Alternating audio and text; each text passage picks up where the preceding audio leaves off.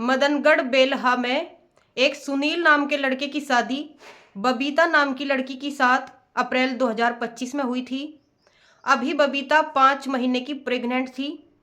अपनी प्रेगनेंसी के चलते बबीता लालगंज में अपनी दवाई लेने के लिए गई थी, लेकिन वापस नहीं लौटी। 15 मार्च 2026 को अपनी दवाई लेने के लिए गई थी और 17 मार्च 2026 को एक शारदा सहायक नदी में उसकी जो लाश थी, जो शव था, वो तैरता हुआ मिला। और जब पुलिस ने उसकी शिनाख्त करी तो वह बबीता नाम की लड़की ही पाई। तो क्या थी पूरी घटना, चलो विस्तार से बताते हैं आप सभी को। जो यह बबीता थी, इसका कुछ टाइम पहले एक अनुज नाम के लड़के के साथ अफेयर चल रहा था और ये अनुज संगीपुर का रहने वाला था। दोनों का अफेयर चल रहा था। जब बबीता अपने दवाई लेने के लिए लालगंज में गई थी तो वहां दोनों की मुलाकात हुई और वहीं से ही दोनों फरार हो गई। जो बबीता थी वो इस पर लगातार दबाव बना रही थी कि मेरे साथ तू शादी कर ले, मेरा और तेरा अफेयर चलते हुए बहुत टाइम हो गया, ऐसे कैसे चलेगा। इस पर शादी करने का दबाव बना रही थी अनुज पे, लेकिन अनुज की शादी कहीं और तय कर दी गई थी उनके घर वालों के द्वारा। और इधर बबीता की शादी पहले से हो ही रही थी, लेकिन उसने एक्स्ट्रा अफेयर अनुज के साथ चला रखा था अपना और उसके साथ दोबारा शादी करने की सोच रही थी। तो जब अनुज ने बबीता को शादी करने के लिए टाल मटोल करी, इस पे बबीता को बहुत ज़्यादा गुस्सा आ गया और बबीता ने अनुज के जोरदार थप्पड़ मार दिया गुस्से में। अब थप्पड़ लगते ही अनुज को अपनी बेइज्जती महसूस हुई और उसने उसे वहाँ पे बहला फुसला के एक टायर गोदाम में ले गया। टायर गोदाम में ले जाके उसे वहाँ कोल्ड ड्रिंक में जहर पिलाने की कोशिश करी, लेकिन बबीता ने वो कोल्ड ड्रिंक पीने से मना कर दिया और यहीं से ही शुरुआत हुई एक खौफनाक वारदात को अंजाम देने की शुरुआत। जब बबीता ने कोल्ड ड्रिंक पीने से मना कर दिया तो फिर अनुज ने दूसरा प्लान बनाया, क्योंकि उसे बबीता को अपने रास्ते से हटाना था। अनुज की कहीं दूसरी जगह शादी तय हो चुकी थी और बबीता उस पर लगातार शादी करने का दबाव बना रही थी और उसके घर में रहने का दबाव बना रही थी।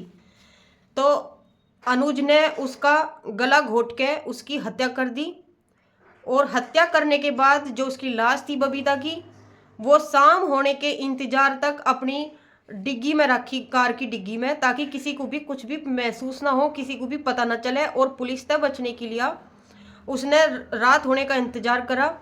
रात होने के बाद वो एक गोदाही गांव के पास शारदा सहायक नदी है, रात होने के बाद वो उसमें उसकी लाश को गिर आया कि ना तो मतलब उसके चेहरे पे भी इतने ज़्यादा निशान थे कि कोई पहचान ना पावे।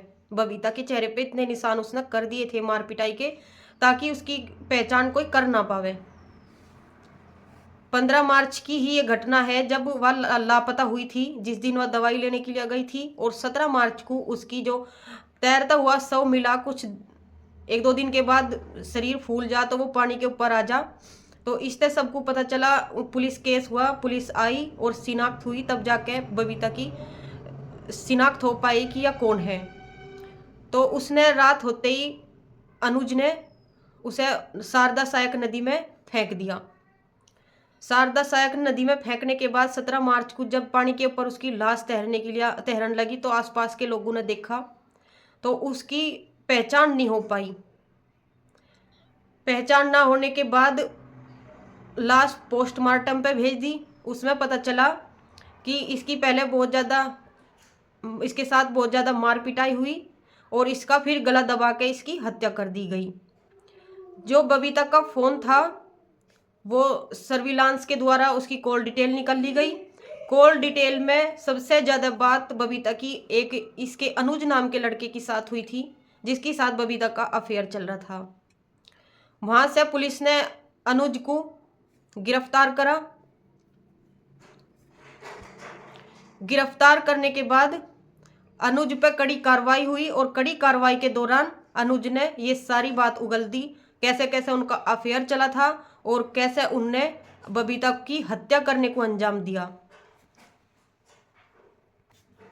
और बबीता फिलहाल 5 महीने की प्रेग्नेंट भी थी। तो यही थी पूरी घटना। अपने पति को छोड़ के एक्स्ट्रा कहीं अफेयर करना, तो उसका अंजाम तो यही होगा।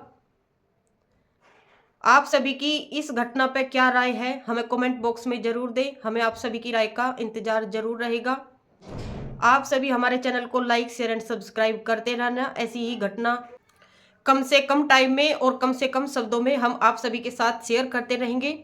मिलते हैं एक नेक्स्ट रियल घटना के साथ। तब तक के लिए आप सभी का दिल से धन्यवाद।